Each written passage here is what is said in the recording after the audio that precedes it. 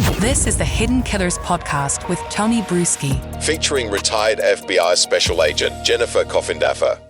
The walls continue to close in around Sean Combs, otherwise known as Diddy, as a federal grand jury has been seated, and they're asking questions. They're bringing people in behind closed doors, and they are finding out more and more about Sean Diddy Combs. And in the same process, Diddy has lawyered up. He's hired the same attorney that Nexium founder Keith Raniere had.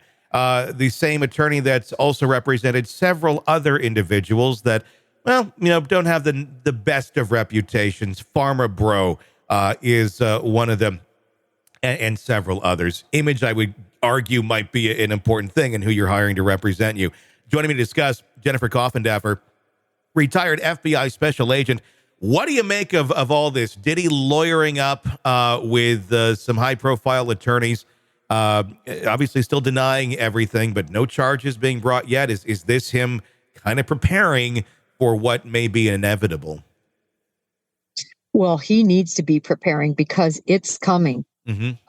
The probable cause that they would have had to search those locations and the amount of evidence I think that they likely gained from those searches based on what we know witnesses are saying in terms of videotaping parties and interludes and things. I think Diddy is in a lot of trouble. I think we are going to see a slew of charges, and these attorneys need to be on board from the beginning because discovery is going to be massive when it all hits, and I believe he'll be indicted. How do you see this all going down when the day comes that they come knocking on his door? Well, what they would like to see is that he's allowed to be surrendered. It's something that actually very rarely happens in the federal circles. It happens sometimes, but it's pretty rare. Normally, you're going to go to the person's house and you're going to go in and you're going to, arrest like everyone else. I mean, honestly, it's really not fair that just because you're a celebrity that you get some sort of coddled white glove treatment. And so I also think that there's a lot of times information and evidence that's found what we call incident to arrest that can become very important. So a lot of times, we'll want to come in and do that arrest and see what's going on there that might help our case. Obviously, he's not been arrested yet, has not been charged with any crime. We should clear that he is innocent. Again, no charges as of this moment of this recording.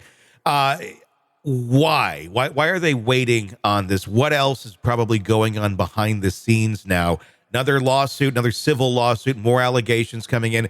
Are they combing through all of these allegations right now? So when they go at him, they got a laundry list of stuff that can't be broken before taking him down? Are they looking at the other question on this? It's a kind of a double. Are there going to be more people taken down simultaneously with Diddy in different locations? Well, Tony, first of all, what's going on is there's a whole squad, I believe, working this. A lot of agents combing over everything, a lot of manpower, a lot of resources, and they have so much to go over. I just cannot imagine probably terabyte levels of information they have because of likely video recordings and so on and so forth, and all the people they're interviewing. And oh my gosh, this is a big case. And so that's what they're doing behind the scenes. And I know people are impatient. I'm sure Diddy's impatient. This has got to be pretty tough to sit there just kind of waiting and wondering what day it's going to hit. But there's a lot to pour over. And that grand jury has to see all of this too. How a grand jury works with a matter like this is the case agent will be coming in and presenting the evidence, and then witnesses also will be called, and then those grand jurors get the chance. Everybody thinks you can indict a ham sandwich. It's just so false. These grand jurors are going to be asking tough questions about what these witnesses have to say, and they're going to be grilling them. And so now instead of, one defense attorney, you have, a dozen grand jurors that are asking questions. So it's a process. It takes a long time, especially in a case like this.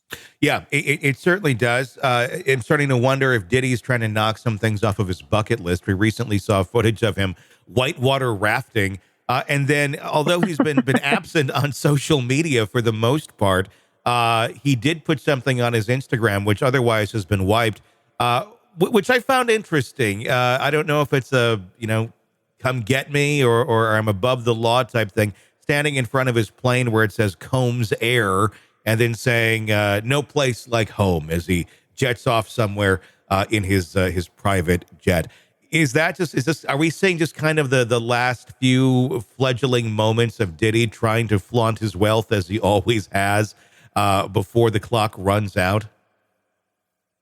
Well, he's worth billions. I mean, to wrap your head around that, for somebody like me, it's just amazing the amount of money he is worth and his ability to do anything he wants and buy anything he wants. So he is going to, I think, be living it up right now. Why not? And it'll keep him distracted from worrying about the whole situation.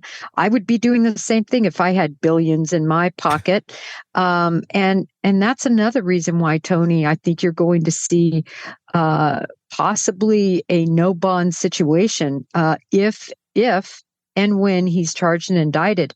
And another reason why you're going to see law enforcement stealthily go arrest him. Because if they let him know about the charges, there's such a great chance he'll flee. And the government doesn't want to be chasing Diddy all over the world. It would make for a great music video. It really would. It would be kind of like some of his existing music videos, but it'd be real life. Almost OJ-esque in a certain way if he decides to get a Bronco and drive down a highway. But it will be very fascinating to watch. What's your prediction, if you will, if you can give one on a timetable of when we're going to see that move made, if that move is made to arrest him? I'm going to say 6 months, somewhere in that arena. Okay. I think it'll be done within the 6-month time frame. And I think that there's very, very likely possibility that others will also be involved. And that's another reason why they're going to do a stealth entry and no one's going to know that there's an option to what we call seal the indictments. If there are any, again, if he's indicted, it's all going to be sealed up tight. And they're going to make this massive arrest plan involving multiple agencies, especially if other people are involved as well. And they're going to use surveillance type utilization to figure out exactly where he is and when, and if there's any, rhyme to the reason of how he's operating day to day. Mm-hmm.